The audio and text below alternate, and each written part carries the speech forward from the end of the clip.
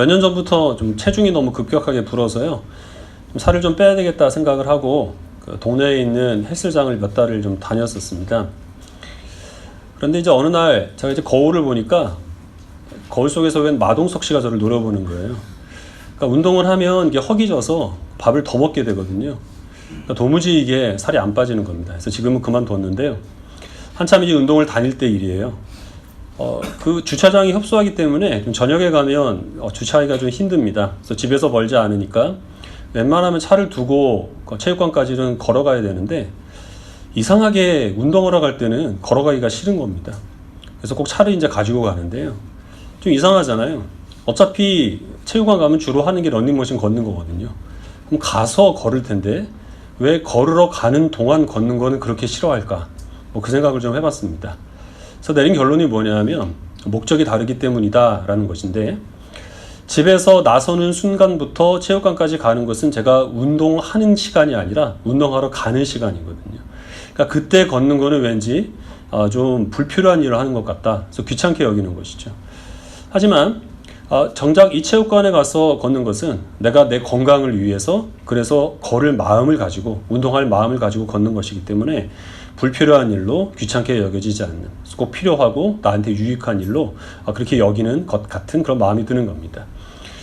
그래서 우리가 똑같은 일을 한다고 하더라도 그 목적이 무엇이냐 하는 것에 따라서 그 일을 우리는 굉장히 귀찮고 불필요한 일로 여길 수 있고, 아니면 나에게 꼭 필요한 유익한 일로 여길 수도 있다라는 것인데, 우리 모든 그리스도인들이 다 똑같은 목적을 가지고 신앙생활을 하는 것은 분명히 아닙니다. 여기 많은 분들이 앉아 계시는데 저마다 다른 목적을 가지고 이 자리에 오셨을 줄 알아요. 그리고 그 목적이 무엇이냐에 따라서 우리가 예배를 드리고 하나님 말씀에 순종하고 주님을 섬기며 살아가는 것이 굉장히 부담스럽고 불필요한 일로 여겨질 수도 있는 것이고, 그렇지 않고 나에게 있어서 이것이 정말 축복이고 유익한 일로 그렇게 받아들여질 수도 있다라는 것입니다. 오늘 우리는 이 로마서 말씀을 통하여서 우리 모든 그리스도인들에게 공통적으로 하나님께서 제시하여 주신 이 삶의 목적이 무엇인가 하는 것들을 생각을 해보고, 그 목적에 비추어서 내가 지금 그 목적에 부합한, 그래서 인생을 낭비하지 않는 정말 지혜로운 삶을 살아가고 있는가 하는 것을 생각해보는 시간을 갖도록 하겠습니다. 지난 시간에 바울은 믿음으로 의롭게 된 우리 신자가 누리는 유익에 대해서 크게 세 가지로 정리를 했습니다. 우리는 믿음으로 이롭게 됨으로써 과거에 지었던 모든 죄를 다 용서받게 됩니다. 그래서 하나님과 더불어 화목함을 누리게 되는 것이 첫 번째 혜택이었어요. 두 번째 은혜는 하나님께서 우리와 화해를 하셨음에 그치지 아니하고 그런 우리를 양자로 삼아 주셔서 우리는 하나님을 아버지로 섬기며 아버지 하나님의 품 안에서 하나님의 다스림과 인도를 받는 하나님의 자녀로 살아가는 그런 현재의 복을 지금 우리가 누리고 있습니다. 하나님께서 우리를 자녀 삼아 주셨을 때는 하나님 나라를 상속시켜 주실 상속자로 불러주셨기 때문에 우리의 지금 현실이 어떻든 간에 우리는 영화로우시고 모든 부유에 뛰어나신 하나님 나라의 그 상속자로 우리는 부름받아 장래의 영광을 즐겁게 바라보며 살아가는 또 그 혜택을 우리가 또한 누리며 살아갑니다. 이 말씀을 지금 듣고 있는 로마의 성도들은 여기까지 읽으면 정말 우리가 믿음으로 이렇게 되어서 하나님께 많은 혜택과 유익을 누리며 살아가는구나 라고 생각을 하겠죠. 그러나 동시에 또 어떤 생각이 뒤따르냐 하면, 그런데 왜 내 삶은 이 모양인가 하는 그런 의구심을 또한 버릴 수가 없었을 겁니다. 우리가 잘 아는 것처럼 초대교회 성도들은 정말 힘들게 살았습니다. 유대인 그리스도인들은 신성을 모독한 죄로 자기네들이 십자가에 못 박아 죽인 그 예수를 하나님으로 섬기며 살아가는 그들을 용납할 수가 없어서 동족인 유대인들에게 극심한 핍박과 박해를 받습니다. 이방인 그리스도인들은 죽은 자의 부활을 주장하는 이상한 도를 따르는 정신 나간 사람들이다, 미친 사람들이다 라는 이유로 또한 그리스도인들을 멸시했습니다. 이 박해는 시간이 지나면 지날수록 점점 더 극심해졌는데, 그런 상황 속에 있었기 때문에 이 바울이 지금 얘기하고 있는 이 믿음으로 의롭게 됨으로써 우리가 누리는 혜택들이 실감되지는 않았을 겁니다. 좋은 이야기는 하지만 현실과 동떨어진 이야기로 그렇게 받아들여질 수밖에 없었겠죠. 그래서 바울은 내가 지금 너희들에게 뜬구름 잡는 그런 이야기를 한 게 아니라 지극히 현실적인 실질적인 이야기를 하는 것이다 라는 것을 그들에게 알게 하기 위하여서 이 믿음으로 이렇게 되어서 많은 혜택을 누리는 그리스도의 삶에 환란이 있다라는 것을 언급을 하고 있는 겁니다. 바울은 믿음으로 이렇게 된 우리 그리스도인들은 환난 중에서도 기뻐해야 한다라고 그렇게 말하고 있습니다. 환난 중에서도 즐거워해야 한다라는 이 말씀은 환난을 즐거워해야 한다라는 말씀이 아닙니다. 잘못하면 이 말씀을 그렇게 이해를 해서 힌두교의 그 수도승들이 고행을 하죠. 일부러 자기 몸을 괴롭게 하면서 도를 구하려고 하는데 그런 차원에서 지금 바울이 이야기를 하는 것은 아니라는 겁니다. 우리 기독교는 금욕주의가 아닙니다. 어떤 쾌락과 즐거움을 추구하는 것도 하나님께서 이 정죄시하는 그런 종교를 우리가 믿고 있는 것이 아니라는 것이죠. 이 환난 중에서도 즐거워하라는 것은 환난은 비록 악한 것이지만 그러나 그것을 기쁜 마음으로 감당하라라는 것입니다. 하나님께서 창조하신 세상에는 원래 환난이라는 것이 존재하지 않았습니다. 하나님의 계획은 하나님이 창조하신 피조물과 더불어서 영원한 안식과 기쁨을 누리는 것이었는데 아담의 범죄의 이유로 세상이 타락하여서 그 다음부터 환난, 고난, 죄, 사망 이런 것들이 들어오게 된 것이죠. 그래서 우리들은 환난을 피할 수가 없습니다. 예수님께서 겟세마네 동산에서 이 잔을 내게서 지나가게 하옵소서 세 차례 기도했지만 그러나 그 십자가의 쓴 잔을 예수님은 피하지 못했습니다. 그러나 그 십자가의 환난을 통하여서 하나님께서는 죄와 사망의 권세를 이기시고 우리를 구원하여 주시는 놀라운 역사를 이루어 주셨기 때문에 우리도 환난을 담당을 해야 되지만 그 환난을 하나님께서는 선으로 바꿔주셔서 우리로 말미암아 하나님의 귀하신 뜻을 이루어 가실 것이다 라는 확신을 믿음으로 가질 수 있는 것입니다. 그 믿음이 우리들에게 있을 때 우리들은 환난 중에서도 즐거워할 수 있게 된다는 겁니다. 이 환난 중에서도 즐거워할 수 있는 믿음은 또한 우리들에게 있어서 인내라고 하는 아름다운 열매를 빚습니다. 인내라고 하는 것은 오래 참는다는 뜻이죠. 오래 참는 것은 크게 두 가지 종류가 있는데 하나는 기다리는 겁니다. 적당한 때가 오기까지 잠잠히 기다리는 것이고 또 하나는 이 고통을 견뎌내는 것입니다. 근데 아마 바울이 여기에서 이야기하고 있는 오래 참는 것은 이 두 가지를 다 의미하는 것일 겁니다. 환난이 때가 지나가고 하나님의 선하신 뜻이 이루어질 때까지 그 하나님의 적당한 때를 기다리는 것과 그때까지 우리의 믿음이 연약해지지 않도록 모든 고통들을 감내해내는 것 이런 것들을 의미하겠죠. 그러나 사실 이 인내를 우리 이 현대 사회에서는 더 이상 미덕으로 여기질 않습니다. 무엇인가 이루어지기까지 가만히 앉아서 그때를 기다리는 것보다는 내가 원하는 뜻을 이루기 위하여서 적극적으로 부지런히 정말 정신없이 살아가는 것을 훨씬 더 좋은 일로 여기고 있습니다. 고통을 감내하는 것도 역시 마찬가지인데요. 진통제가 사방지천에 널려 있는데 굳이 아픔을 참을 필요가 무엇이겠습니까? 어떤 감정적인 아픔들도 오늘날에는 그런 것들을 억눌러서는 안 된다. 그런 것들을 분출해야 정서적으로 건강해질 수 있다. 이렇게 가르치고 있기 때문에 이 인내라고 하는 것을 우리는 선한 것이다, 미덕이라 이렇게 여기고 있지는 않습니다.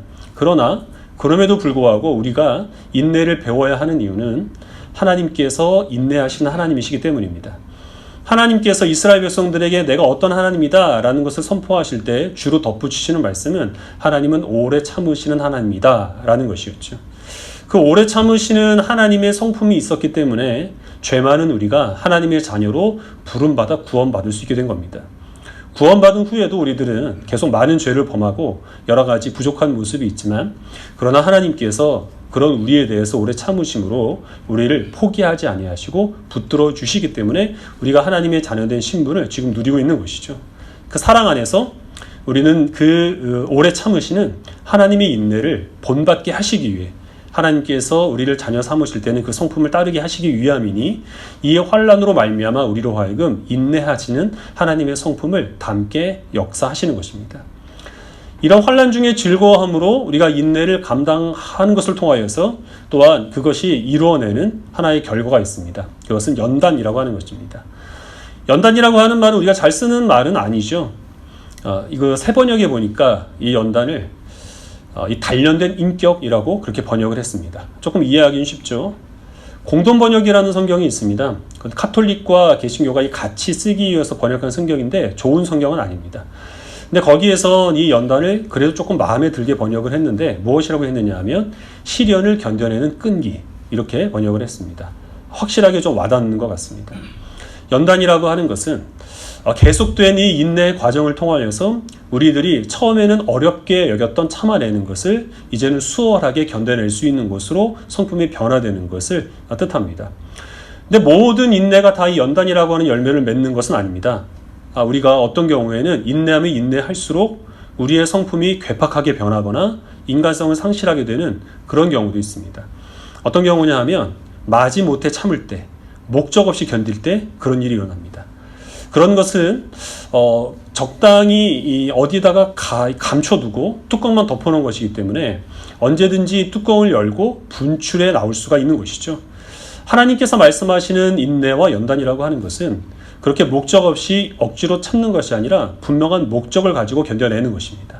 하나님께서 나의 환난과 못마땅한 상황을 통하여서 내가 알지 못할 선하신 뜻을 이루어 가시고 나로 하여금 인내하신 하나님의 성품을 담게 하시기 위하여 이런 상황들을 허락하신다라는 그 분명한 이유와 목적을 가지고 하나님의 뜻에 맞게 인내할 때 그때 우리의 그 인격은 시련을 견뎌내는 끈기로 단련될 수 있다라는 것이죠.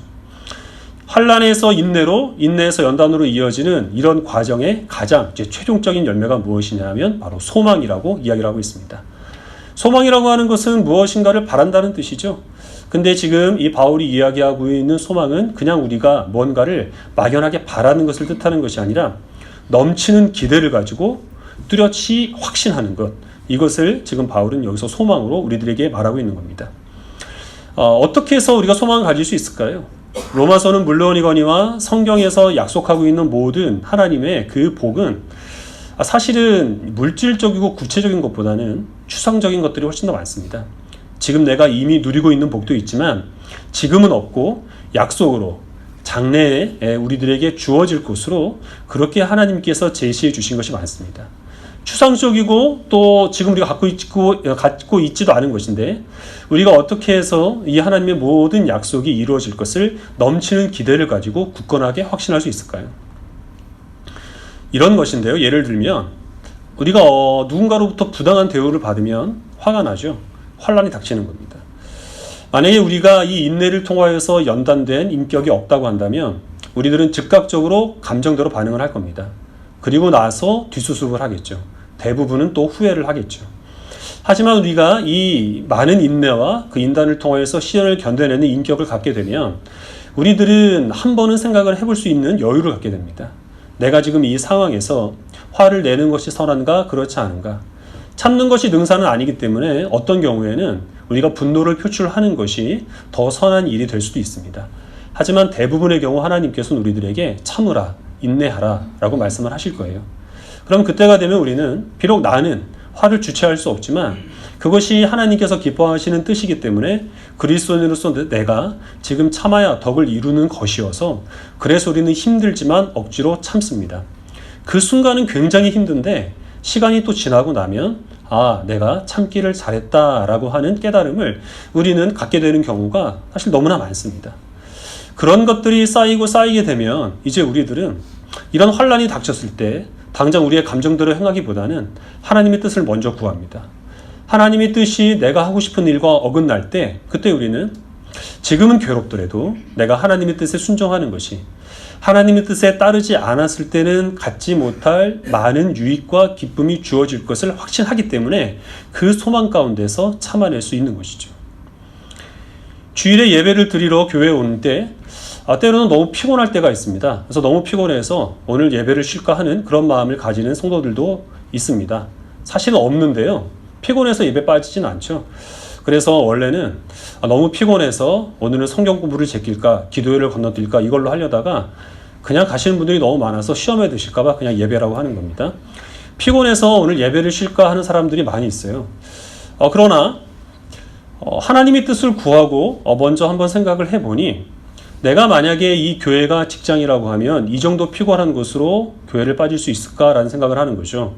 그러면 나는 지금 하나님을 사장님보다 더 못한 존재로 무시하고 있는 것이 분명하다라는 마음이 들어서 피곤한 몸을 이끌고 교회에 와서 할 것 다 하고 집으로 돌아갑니다. 당연히 집에 가면 훨씬 더 피곤하죠. 몸이 아파서 들어 누울 수는 있어요. 그럼에도 불구하고 내가 하나님께서 기뻐하시는 일을 해냈다라는 기쁨과 자리를 지킨 나를 통하여서 지체들이 위로와 격려를 얻었다라는 그 보람이 우리의 마음을 훨씬 더 평안하게 만들고 우리를 또 굳건한 그 믿음으로 인도하는 경우를 우리는 많이 경험을 하게 됩니다. 그럴 때가 되면 동일한 상황이 올 때마다 우리는 우리의 그 필요 또 내 감정 그런 것에 따르지 않고 내가 하나님의 말씀에 순종하지 않았을 때는 누리지 못할 많은 유익과 기쁨이 있다는 사실을 확신하여서 그 소망을 가지고 인내하고 또한 그 인내 시간이 쌓일수록 그것이 우리들에게 시련을 견뎌내는 그 인격으로 굳어지게 되는 것입니다. 그리고 이것이 바로 환난, 인내, 연단을 거쳐서 최종적으로 하나님께서 우리들에게 보장해 주시는 소망이라고 하는 열매라는 것입니다. 말씀을 한 구절 더 보겠습니다. 베드로전서 1장 3절부터 7절입니다.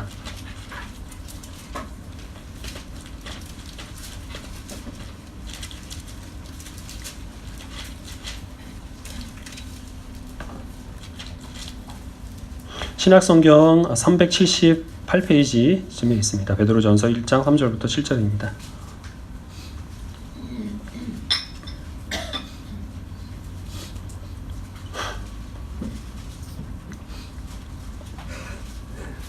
베드로전서 1장 3절을 제가 먼저 읽겠습니다. 우리 주 예수 그리스도의 아버지 하나님을 찬송하리로다. 그의 많으신 긍휼대로 예수 그리스도를 죽은 자 가운데서 부활하게 하심으로 말미암아 우리를 거듭나게 하사 산 소망이 있게 하시며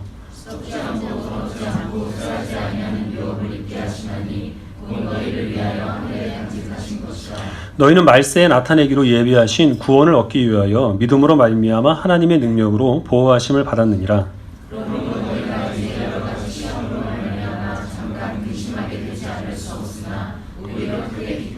마치겠습니다.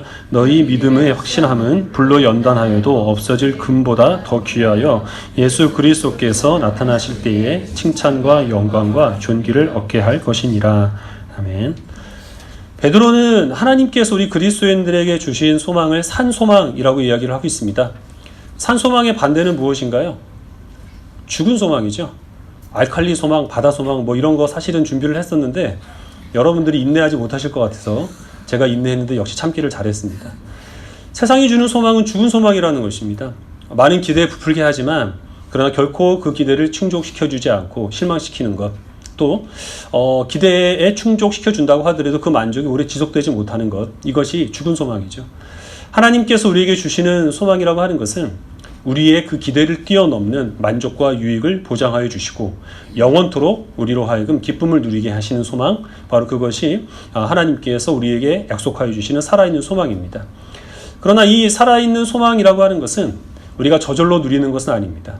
바울이 지금 베드로가 여기서 얘기하고 있는 살아있는 소망은 부활과 영생, 우리가 그리스도 앞에 섰을 때 칭찬받을 만한 온전한 믿음을 가진 것, 하나님의 그 나라를 상속하는 그런 기쁨, 이제 이런 것을 말하고 있는데요. 그런 것을 우리가 붙들기 위하여서는 과정이 필요합니다. 우리가 앞에서 읽은 로마서에서 바울은 이제 그것을 환난, 인내, 연단이라고 표현을 했고, 지금 읽은 이 베드로에서 서있는 베드로는 시련과 또 근심 이제 이런 것으로 표현을 했습니다. 그런 과정을 거쳐야만 산 소망이 우리들의 것이 된다는 것이죠. 금이 불로 인하여서 연단이 되어야 불순물이 다 제거되어 정금이 되는 것처럼 우리의 그 믿음도 환난, 시련, 근심, 인내, 연단 이런 것으로 단련이 되어야, 그래야 예수님께서 칭찬하실 만한 온전한 믿음을 가질 수 있게 되는 것이고, 그 믿음이 우리들에게 있을 때 우리들은 산 소망으로 충만케 될 수 있다라고 말씀하고 있는 것입니다. 어떤 사람들은 그러나 그리스도인 하지만 이 산 소망을 누리지 못하는 사람들이 있습니다. 애초에 소망 자체가 없는 그리스도인이 있어요. 하나님의 백성으로 살아가면서 매사에 비관적인 사람들이 있죠. 늘 절망적이고 늘 실망하고 사소한 문제에도 걸려 넘어지는 그런 성도들이 있습니다. 항상 세상 탓을 하고 남 탓을 하고 때로는 하나님의 탓을 하지만 조금도 자기가 변화될 그런 어떤 그 눈꽃만큼의 의지도 없는 사람들이 있습니다. 조금만이라도 못마땅한 상황이나 불편한 그런 환경들을 견뎌내지 못하는 사람은 사실상 소망이 없는 채 살아가는 사람들입니다. 소망은 있지만 그러나 그 소망이 하나님께서 주시는 산 소망이 아니라 세상이 약속하여 주는 죽은 소망으로 충만한 그리스도인도 있습니다. 하나님의 약속과는 상관없이 내가 이렇게 간절히 바라는 것이니 하나님께서 이루어 주실 거야 라고 하는 막연한 기대를 가지고 그것을 이루기 위해서 열심히 살아가는 사람은 소망으로 충만하긴 하지만 그거는 산 소망이 아니라 죽은 소망이라고 하는 것입니다. 우리 그리스도인들 가운데서 산 소망이 아니라 죽은 소망으로 충만하게 하여 있거나 애초에 소망이 없는 그 이유가 무엇이냐면 산 소망을 갖기 위하여서 하나님께서 우리에게 요구하시는 이 과정들을 생략하고 건너뛰려 하고 있기 때문입니다. 그리고 오늘날 우리 그리스도인들은 훨씬 더 그런 많은 유혹 앞에 노출되어 있는 것이 사실입니다. 아프리카의 어느 지역에서 그리스도인들이 예배를 드리는데요. 거기에서는 이른 아침부터 저녁 늦은 시간까지 하루 종일 예배를 드린다고 합니다. 중국의 지하교회에서 사경회를 인도하고 오신 목사님께도 비슷한 말씀을 들었는데 3박 4일 동안 사경회 기간이 잡혔는데 오전 내내 강의를 하고 성도들이 좀 힘들 것 같아서 먼 곳에서 왔으니까 오후에는 좀 쉬려고 했답니다. 그러니까 이제 그 사람들이 하는 말이 밤 늦은 시간까지 우리는 괜찮으니까 목사님만 괜찮으시다면 계속해서 성경을 가르쳐 주십시오. 이렇게 얘기를 하더라는 겁니다. 그래서 우리나라의 현실 가운데서 그 아프리카에 또 그 중국에서 그 예배를 인도하고 오신 목사님들은 이해가 되지 않는다는 것이죠. 저 사람들은 바쁜 일도 없나? 하루 종일 어떻게 그 예배 시간을 견뎌낼까? 우리들은 1시간 예배를 드리는데도 사실 많은 것들을 포기하고 굳은 마음을 품어야 되는데 또 예배 설교 시간 30분을 버티는 것도 힘들어하고 있는데 저 사람들은 어떻게 그럴 수 있을까? 타고난 인내심이 그들이 우리보다 더 특출하기 때문이 아니라 환경 때문에 그렇다는 겁니다.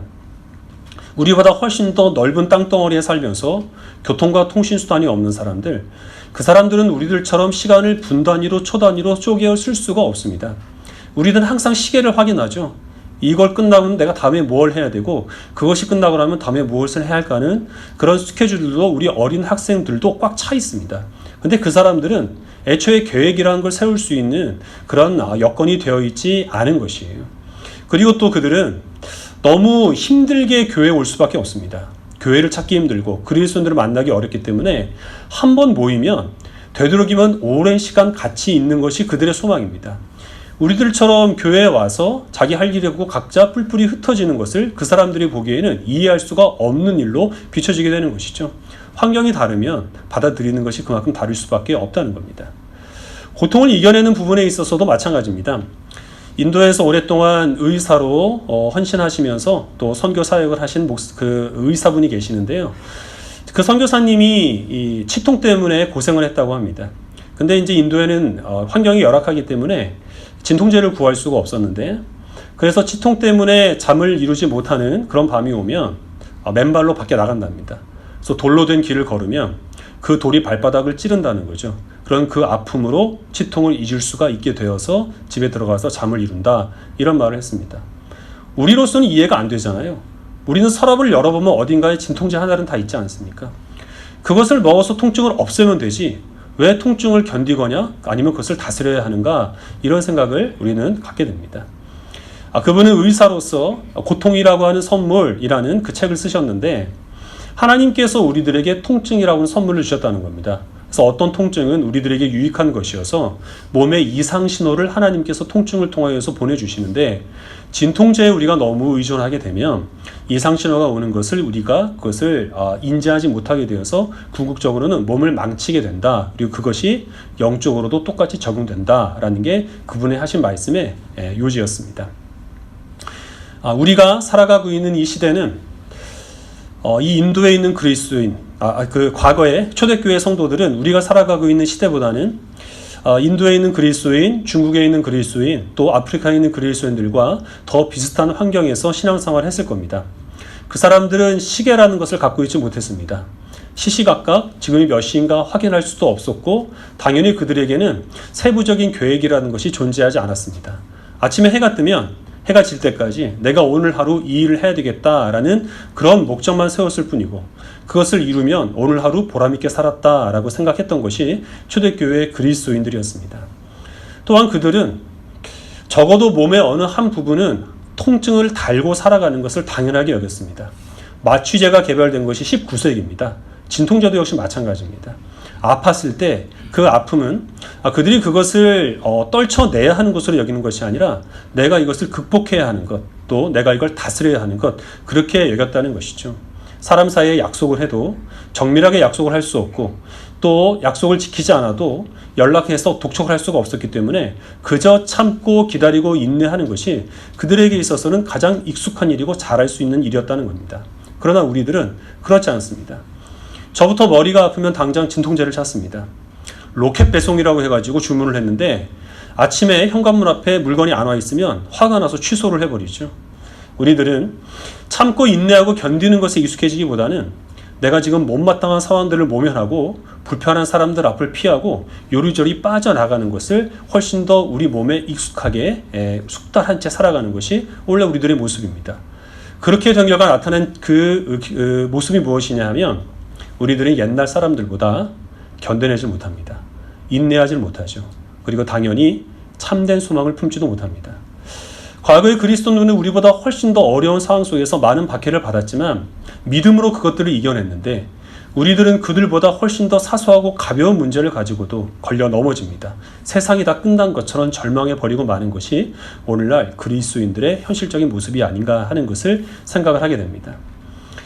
신앙의 이 거리를 걷다가 혹시 지치고 피곤한 그런 마음을 느끼고 있는 성도들이 있다면 우리는 지금 운동을 하러 가는 길이 아니라 러닝머신 위에 이미 올라가 있다는 사실을 기억하시길 바랍니다. 하나님께서는 우리로 하여금 환난을 피하도록 그 길을 내시진 않으십니다. 하나님께서 우리들에게 못마땅한 상황들을 허락하여 주시고 도무지 견딜 수 없는 그런 시험들도 때로는 허락하여 주시고 그것 때문에 우리가 힘들어하는 과정들도 다 지켜보고 계십니다. 그러나 우리가 확신해야 할 것은 이유 없는 환난, 목적 없는 시련이란 없다는 것입니다. 이 모든 것들이 다 하나님의 섭리 가운데 이루어지는 것이기 때문에 지금 우리들의 이 현실 속에서 하나님께서 우리로 하여금 시련을 통하여 이 인내로 연단된 그런 인격을 허락하여 주시고 하나님을 닮게 하시고 우리의 이 환난을 통하여서 하나님의 거룩하신 뜻을 이루어 가실 것이라는 분명한 목적을 가지고 이 믿음의 길을 걸어갈 수 있는 성도들이 되시기를 바랍니다. 세상에서 다른 사람들에게 인정을 받을 만한 업적을 세운 사람 중에서 나면서부터 죽을 때까지 평탄한 길을 걸은 사람 단 한 사람도 없습니다. 세속적인 성공도 남들이 알지 못하는 곳에서 무수한 눈물과 땀을 흘려야만 그래야만 거둘 수 있는 것인데 우리의 이 죄악된 성품이 하나님의 아름다운 성품으로 변화되는 것은 훨씬 더 많은 수고와 연단을 거쳐야 한다는 것은 당연한 것이죠. 그 연단의 길을 걸어가는 것을 기쁜 마음으로 즐겁게 감당하시기를 바랍니다. 이런 모든 환난을 통하여서 인내와 연단의 열매를 맺으시고 궁극적으로 하나님께서 우리에게 주시는 참된 소망이라고 하는 그런 참된 소망을 바라보시며 그것을 또 믿음으로 붙들고 살아갈 수 있는 복된 주의 백성들이 다 되시기를 주님의 이름으로 축원합니다. 기도하겠습니다.